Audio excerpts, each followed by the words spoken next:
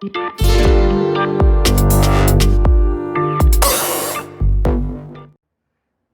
tal, amigos? ¿Cómo les va? Qué lindo es retornar al salón de la iglesia, que aunque pueda estar desordenada un poco, pero volver a sentir este espacio y recordar el tiempo en el que nos abrazábamos y compartíamos el tiempo juntos, no tiene precio. Y estoy seguro que muy pronto volveremos a encontrarnos. Estamos en el estudio de la carta a los Romanos, escrita por el apóstol Pablo. Y en esta oportunidad a mí me corresponde darles el versículo 2, el capítulo 2 del verso 1 al 16, que ha sido titulado El juicio de Dios contra el pecado. Recordemos que en la introducción y el primer capítulo que dio la hermana Claudia, se hablaron precisamente de las razones por las que Pablo fue a presentarse a todas estas personas y el temperamento, el carácter que tuvo para decirles todas las cosas que estaban haciéndose mal. Y la hermana Claudia detalló una lista bastante grande y compleja de actitudes que en ese entonces se estaban cometiendo y que eran desagradables a los ojos de Dios, que la misma Biblia dice que son abominación. Y por ende, obviamente, deberíamos entender que estas mismas cosas, estas mismas condiciones, también hoy en día están sucediendo en nuestra sociedad, en nuestro país. ¿Qué tal si comenzamos este tiempo entregándoselo al Señor? Permítame, por favor. Señor Jesús, te queremos dar gracias. Gracias por un día más y gracias por la oportunidad de aprender y estudiar juntos un libro que tú hace muchos años atrás permitiste escribir a tu siervo. Que tu Santo Espíritu se mueva con autoridad y que todo ejemplo y toda palabra que hoy se vierta, Señor, llegue a cada oído y cada corazón y sea entendido conforme a tu voluntad y conforme a tu propósito. Gracias te damos por este tiempo, Señor. Permítenos comenzar. Aquí muere toda actitud de hombre para que seas tú moviéndote con autoridad. En el nombre de Jesús. Amén. Bien decía que es el juicio de Dios contra el pecado. Pero entendamos, ¿qué es ese juicio? ¿A qué nos referimos precisamente con las cosas que Dios estaba diciendo que iban a suceder? El verso 1 comienza de esta manera. Por lo cual eres inexcusable, oh hombre, quien quiera que seas tú que juzgas, pues en lo que juzgas a otro te condenas a ti mismo, porque tú que juzgas haces lo mismo. Pablo les decía, ¿quién te crees tú, hermano, hermana? Recordemos que en el libro de Hechos, muchos de los que decidieron creer en Jesús han sido los gentiles, no así el pueblo elegido por Dios, no así los judíos, ¿verdad? Entonces, él se fue a toda esta gente, no solo judíos, sino también aún a aquellos gentiles que vivían en ese entonces. Y les decía, ¿quién te crees tú? Hoy en día es lo mismo. ¿Quién te crees tú para juzgar a tu hermano, para señalarle o para decir las cosas que estuviera haciendo mal, cuando tú eres peor? Mateo 7, 1 al 2 dice, no juzguéis para que no seas juzgados, porque con el juicio con que juzgáis seréis juzgados, y con la medida con que medís, os seréis medidos. Hermanos, todos vamos a ser medidos de la misma forma, con la misma vara que mides serás medido. Lucas 6:37 dice, no juzguéis y no seréis juzgados, no condenéis y no seréis condenados, perdonad y seréis perdonados. Gran palabra la que Pablo decía, la que Lucas en este caso decía, perdonemos. La palabra perdón es una palabra tan difícil hoy en día de interpretar y aún de decir, porque cuesta pedir perdón. ¿A cuántos hoy en día nos cuesta pedir perdón o a cuántos les cuesta todavía pedir perdón? El verso 2 dice, mas sabemos que el juicio de Dios contra los que practican tales cosas es según verdad. ¡Wow! El juicio de Dios a los que practican estas cosas es según verdad.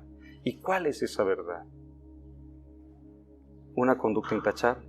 Salmos 15, 2 al 3 dice, el que anda en integridad y hace justicia y habla verdad en su corazón, el que no calumnia con su lengua, ni hace mal a su prójimo, ni admite reproche alguno contra su vecino. Anda en integridad, no tiene una conducta intachable, no es reprochado por nadie. Primera de Juan 3:18 dice, el que sea honesto y sincero, hijitos míos, no amemos de palabra ni de lengua, sino de hecho y en verdad. por tus actos vas a ser conocido, por la forma en cómo te comportas vas a ser conocido, por la forma en cómo tú hablas vas a ser conocido, pero no solo vas a ser conocido, sino vas a reflejar a Cristo en ti. Primera de Juan 1:6 dice que debemos estar apegados a Él. ¿Por qué? Porque Él es la verdad. Si decimos que tenemos comunión con Él, con Cristo, y andamos en tinieblas, mentimos y no practicamos la verdad. Entonces, ¿cuántos de nosotros hoy en día, tal vez de pronto, aún por este tiempo de pandemia, por la enfermedad y todo, hemos dicho ser de Cristo, pero nos hemos alejado? Hemos dicho ser de Cristo, pero hemos preferido coquetear otra vez con el mundo. Hemos dicho ser de Cristo, pero hemos dudado. ¿Cuántos? Y no es que te esté reprochando, hermano, no es que te esté señalando. Recuerda, cuando tú señalas a alguien, 3 dedos te están señalando a ti. Y es más, si haces esta operación, hasta tú puedes estar juzgando a Dios, porque tu otro dedo está mirando arriba. No te digo eso, hermano, sino que tengamos la condición de aceptar nuestros errores y corregirlos en el tiempo en el que Dios nos permite hacerlo. Y este es el tiempo. ¿Por qué? Porque la verdad nos va a hacer libres. El verso 3 dice, y piensas esto, oh hombre, tú que juzgas a los que tal hacen y haces lo mismo, que tú escaparás del juicio de Dios. ¡Wow! Ahí es donde viene la parte más interesante y más dura, el juicio de Dios. Muchas cosas se dicen sobre el juicio de Dios, muchas cosas se pueden llegar a interpretar, muchas cosas en diferentes comunidades, en diferentes congregaciones, en diferentes iglesias, se va a hablar sobre el juicio de Dios. No es que digan lo contrario o que se estén confundiendo o se peleen, sino que cada uno interpreta cómo ha de ser el juicio de Dios de la manera en cómo el pueblo necesita saberlo.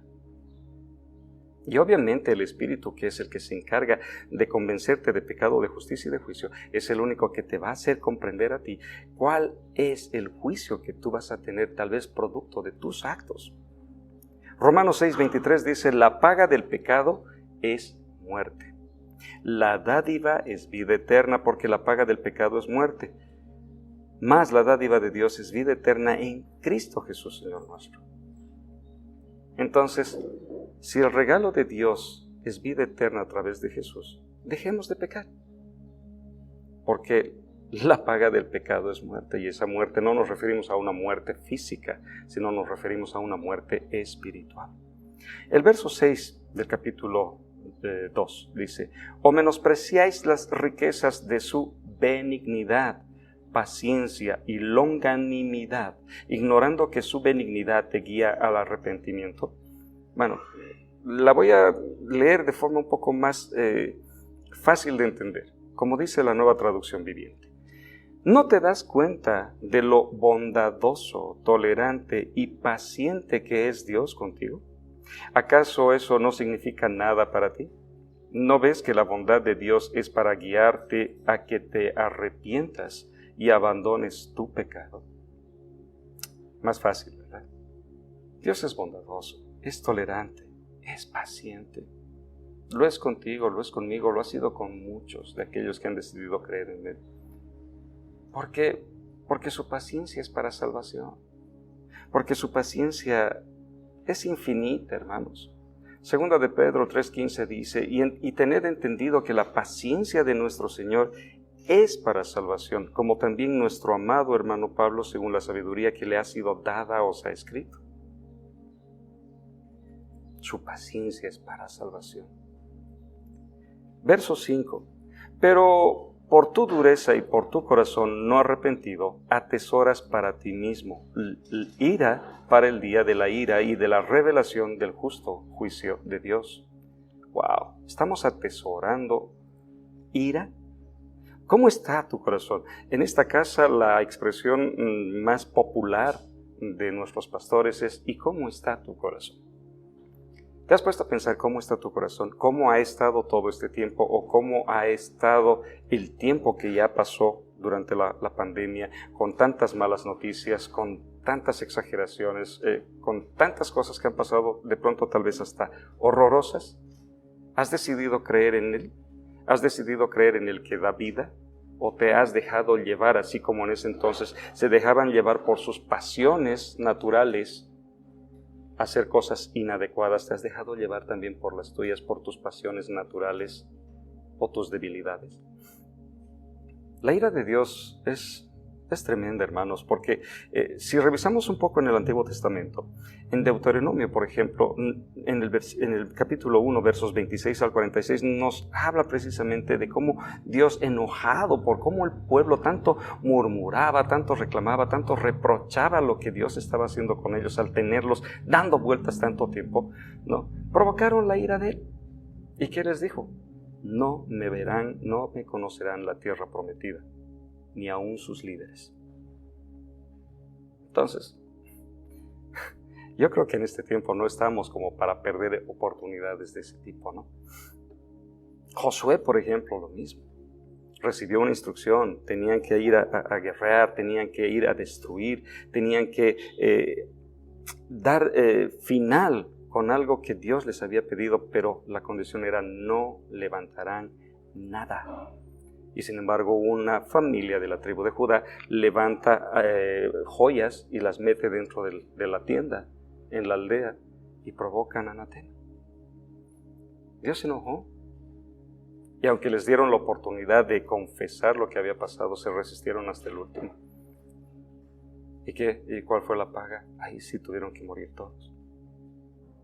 El libro de Sofonías del profeta, recordemos que los profetas tienen visión de lo que va a pasar, pero no tienen la revelación de cuándo va a suceder. Tengamos en cuenta mucho esto. Muchos de los profetas que conocemos en la Biblia han recibido visión. Les ha dicho Dios qué es lo que va a suceder con su casa, con su pueblo, con aquellos que han creído. Aún si estamos estudiando los profetas todos los jueves junto con el pastor Alejandro, el pasado jueves se habló de Isaías. Y él precisamente explicaba y narraba de lo que iba a ser el Redentor, ¿verdad?, del Mesías. Pero en las épocas en las que ellos hablaron, no decía cuándo iba a suceder. Y Sofonías en el capítulo 1, versos 14 al 18, nos expresa un poco de cómo ha de ser la ira de Dios. Tomen atención. Verso 14. Ese terrible día del Señor está cerca, viene deprisa. Un día de llanto amargo, un día cuando aún los hombres fuertes clamarán. Será un día cuando el Señor derramará su ira, un día de terrible aflicción y angustia, un día de ruina y desolación, un día de oscuridad y penumbra, un día de nubes y de negrura, un día de sonido de trompeta y gritos de batalla. Caen las ciudades amuralladas y las más sólidas fortificaciones. Por haber pecado contra el Señor, los haré andar a tientas como el ciego. Su sangre será vertida en el polvo y sus cuerpos quedarán pudriéndose sobre la tierra. Ni su plata ni su oro los salvará en el día de la ira del Señor, pues toda la tierra será devorada por el fuego de su celo. Él dará un final aterrador a toda la gente de la tierra. A toda la gente de la tierra. Y no estamos hablando de terremotos, ni tsunamis, No. El día del Señor, cuando eso suceda, ha de ser más que una pandemia. Y si tú no estás preparado, pues solo puedo decirte que aún estás a tiempo. Este es el tiempo que Dios ha permitido para que volvamos a escuchar su voz y entender de que con Cristo tenemos una oportunidad. Pero entendamos que todo juicio, todo acto, toda acción que nosotros tenemos siempre va a tener una consecuencia o una recompensa, ¿verdad? El verso 6 que dice, el cual pagará a cada uno conforme a sus obras. ¿Cómo estaba en ese entonces la sociedad? ¿Cómo estaba en ese entonces aquella gente a quien Pablo llegó y les dijo que estaban haciendo mal? Que fue con el ánimo de exhortar y de corregir, de animar a cambiar. Salmo 62:12 dice que Él paga. Dios es el que paga. Y tuya, oh Señor, es la misericordia, porque tú pagas a cada uno conforme a su obra. En ese entonces no estaban haciendo las cosas correctas, entonces ¿cómo Dios les iba a recompensar? Tal vez en el fuego del infierno, con las mismas cosas, los mismos vejámenes, las mismas acciones. Si te parece de pronto agradable, interesante o aún quizás morboso, hermano, no te cuentas. Si tu imaginación empieza a volar con acciones o actitudes de las que podrían suceder, tú que ves muchas películas o series y estás metido aún en esos juegos fantasiosos, no es así, no va a ser así. No nos sintamos héroes sin serlo. Proverbios 24:12 dice que Él pesa, porque si dijeres ciertamente no lo supimos, ¿acaso no lo entenderá el que pesa los corazones? El que mira tu alma, Él lo reconocerá, lo conocerá y dará al hombre según sus obras. Dios sabe cómo está tu corazón. Dios sabe cómo son y cuáles son tus intenciones. Sabe cómo te despiertas, sabe cómo te acuestas. Sabe lo que haces en el día y aún lo que piensas. Él lo sabe todo. Recordemos que Él, así como es 3 veces santo, también es poderoso, también es omnisciente y es omnipresente. Y está en todo lugar. Y Él es el único que sabe y entiende y conoce todo lo que tú sientes y piensas. Entonces Él pesa el corazón. Y el Apocalipsis 22:12 nos dice que Él trae un galardón. Él trae la recompensa. He aquí yo vengo pronto, dice Jesús, mi galardón conmigo, para recompensar a cada uno según sea su obra. ¿Cuál es el galardón que vamos a recibir todos nosotros? ¿Por nuestros actos, por nuestras obras, por nuestra fe, porque hemos decidido creer o porque nos hemos decidido dejar caer? Pero continuemos. Verso 7. Vida eterna a los que perseverando en bien hacer buscan gloria y honra e inmortalidad, pero ira y enojo a los que son contenciosos y no obedecen a la verdad, sino que obedecen a la justicia. Tribulación y angustia sobre todo ser humano que hace lo malo, el judío primeramente y también el griego, pero gloria y honra y paz a todo el que hace lo bueno, al judío primeramente y también al griego. Entiéndase bien y escuchen estos 4 elementos: al que hace lo bueno y al que hace lo malo. Al que hace lo bueno, vida eterna, gloria, honra y paz. Y al que hace lo malo, ira, enojo, tribulación y angustia. Entonces, si tú estás sintiendo algo de estas cosas, es tiempo de que entiendas lo que debes corregir. Y si vas a corregirlo oportunamente, vas a disfrutar de todas estas cosas. Verso 11. Porque no hay acepción de personas para con Dios. No porque el pueblo judío haya sido el elegido, es que es el único el que va a tener la oportunidad. Recordemos que en el libro de Hechos, ya lo dije, los gentiles fueron aquellos quienes creyeron en el Evangelio y recibieron la salvación. No así los mismos judíos, no así el mismo pueblo elegido. Deuteronomio 10:17 dice, pues el Señor tu Dios es Dios de dioses y Señor de señores. Él es superior a todo. Él es el gran Dios, poderoso e imponente, que no muestra parcialidad y no acepta sobornos. Qué complicado. No acepta sobornos. Como que dejo esito para que muchos reflexionen en qué cosas han estado sobornando su conciencia. Verso 12. Porque todos los que sin ley han pecado, sin ley también perecerán. Y todos los que bajo la ley han pecado, por la ley serán juzgados. Claro, obviamente, hay una ley terrenal, pero también hay una ley divina. La Nueva Traducción Viviente dice, los gentiles serán destruidos por el hecho de pecar, aunque nunca tuvieran la ley escrita de Dios.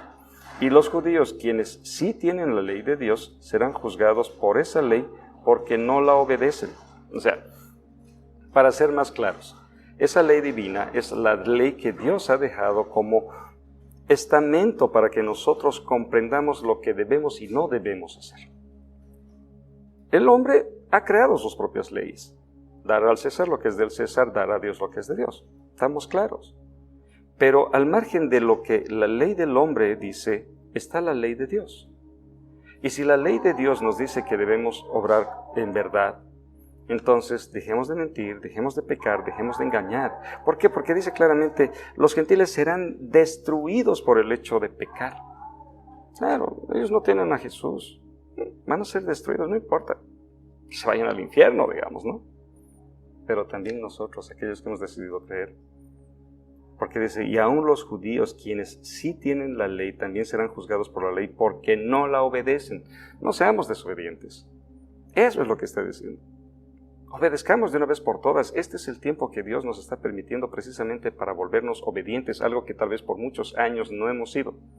Y te hablo a ti, niño, niña, joven, jovencita, ya adultos, aquellos que ya tienen criterio, razonamiento, que ya viven una vida filosóficamente activa, ya sea en la universidad, en el trabajo, en postulados que puedan tener, no importa. Este es el tiempo que Dios ha preparado. Verso 13. Porque no son los oidores de la ley los justos ante Dios, sino los hacedores de la ley serán justificados. Los hacedores, volvemos a decir lo mismo, aquellos que están haciendo la voluntad del Padre. La Nueva Traducción Viviente dice en Santiago 1:22, pero no solo escuchen la palabra de Dios, tienen que ponerla en práctica. De lo contrario, solamente se engañarán a sí mismos. ¿Cuántos nos hemos engañado a sí mismos? Creyendo que estábamos haciendo la voluntad del Padre cuando en realidad estábamos haciendo nuestra propia voluntad, nuestro capricho, usando el Evangelio a nuestro antojo y no a la voluntad del Padre. Y eso es lo que estaban haciendo en ese entonces, aún los judíos. Por eso Pablo tuvo que agarrar y exhortarles y decirles de forma clara, hermanos, basta de pecar, basta de hacer lo que al hombre le gusta, hagan lo que Dios quiere que se haga y que dice es correcto.